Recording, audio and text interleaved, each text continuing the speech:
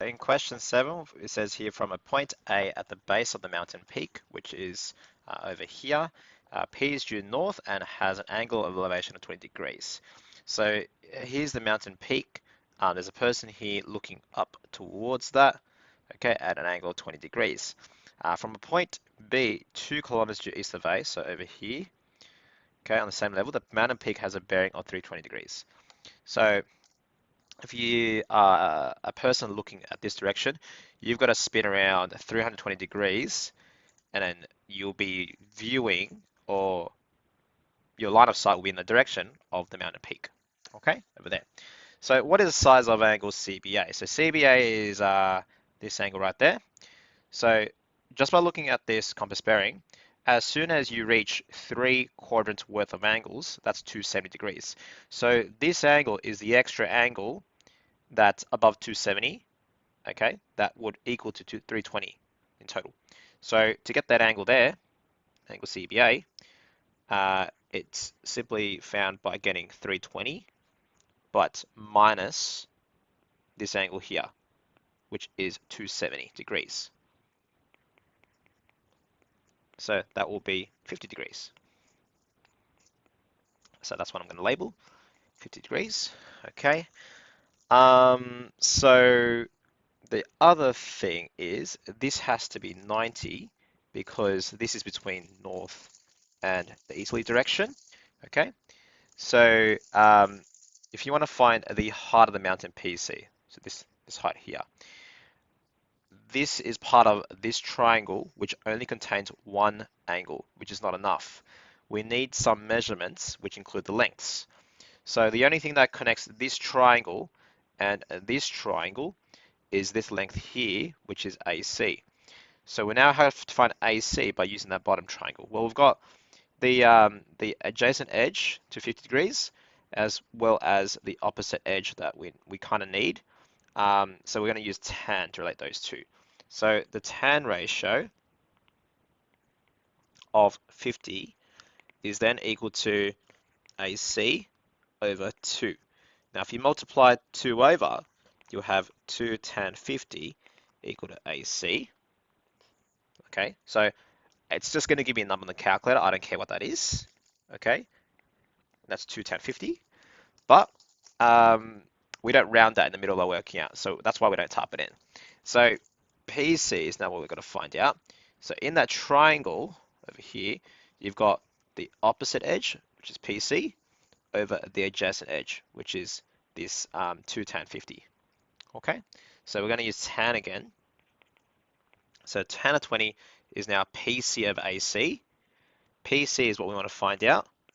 And AC in the bottom, well, is 2 tan 50. So we're going to write 2 tan 50 instead. Okay. Next, if you want to find PC, you just have to multiply 2 tan 50 over, so that you get 2 tan 20 tan 50. Okay, so you just write the 2 front, followed by the 2 tan ratios times together. That's equal to PC. So once I type in the calculator, I would get PC being 0.8675, etc. But this is in kilometers, okay? Because all the measurements here are in kilometers. But the question it goes to find this to the nearest meter. So we have to multiply this by 1,000 first. So by multiplying by 1,000, we get 867.52 meters this time. But then if you round this to the nearest meter, then the number 5 here is 5 or above, which means we got to round this number 7 up by 1. So that's roughly 868 meters. Okay, and that's how you do question 7. Okay. Next, what we've got is question 8. Okay, so in question 8, we've got Hassan, who observes a transmission tower at an angle elevation of 12 degrees on a bearing of 38 degrees. So that's right here. Okay, so Hassan's staying right there. If he's looking north, he's looking this way, but then that 38 degrees is how much he has to turn his body to the clockwise till he reaches this line of sight, okay, where he's looking straight at that tower. Okay, and when he's looking upwards, is looking upwards at an angle of 12 degrees. Okay. Now, Fatima stands 375 meters due east of the sun. So Fatima is right here and observes that the tower at a bearing of 108 degrees. So there's a tower. If Fatima is looking this way, she has to turn this much, okay, in a clockwise direction, until her line of sight is now looking at this direction here. Okay, so find the size of the angles of triangle FHW. So in this triangle inside, we've got, well, this being 90 degrees, okay, between north and east, okay, but since that's 90, and over here we've got this as 38 already. Okay, let me just draw this so you see that. So there's the line on the bottom. This is already 38. We can find what this angle is, which is this angle, and that's 52 degrees. Okay, so I'm going to draw that right there. And that's angle WHF. Whereas on the other side, over here, between this edge and this edge, which is west and north, that's 90 as well. Okay, so I know that's 90, but apart from that, we know that the other side of that, which is this, is 270 degrees. Okay, so if I look at this using the compass bearings north, east, south, and west, that's 90, that's 90, and that's 90. That's 270, which means this is the extra bit that's above the 270. So to get that angle over here, we get 308, but then we minus this angle here, which is 270, and that will be 38 degrees. All right, so those are the two angles we need to find out. Another thing you notice is when you add these together, they become 90 degrees. So 180, which is the angle sum of this triangle, subtracted by this angle and that angle, gets us 90 degrees. Okay, so that's 180 minus 38 minus 52, which is 90. Okay, now our goal here for this question, okay, is to just get those two angles. So I'm going to write down angle WHF is 52 degrees, whereas the other one was angle WFH, which is 38 degrees. Okay, that's question A done. Now, question B, find the height of the tower TW to one decimal place. So we've got TW there, we want to find that out. All right, let's do it. So to find out what that is, okay, what we're going to do here is look at what TW is a side of.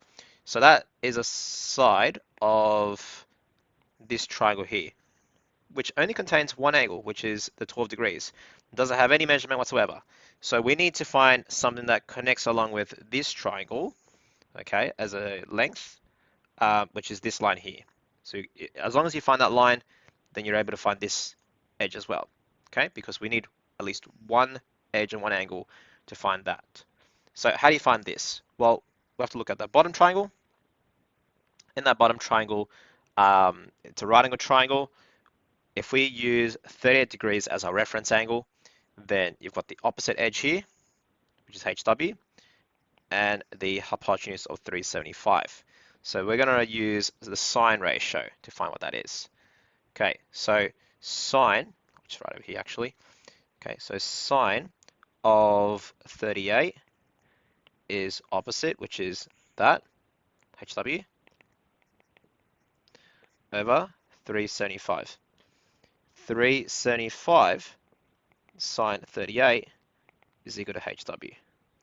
Now if we type that in our calculators, 375 sine 38, it'll give us something like 230 something. But you know what? It doesn't matter because that's not our final answer. So I'm just going to write over here, and that's 375 sine 38. Okay, and now we have to find what this is, which is the tower, and use this to help us. So in that triangle, we've got that angle 12 degrees.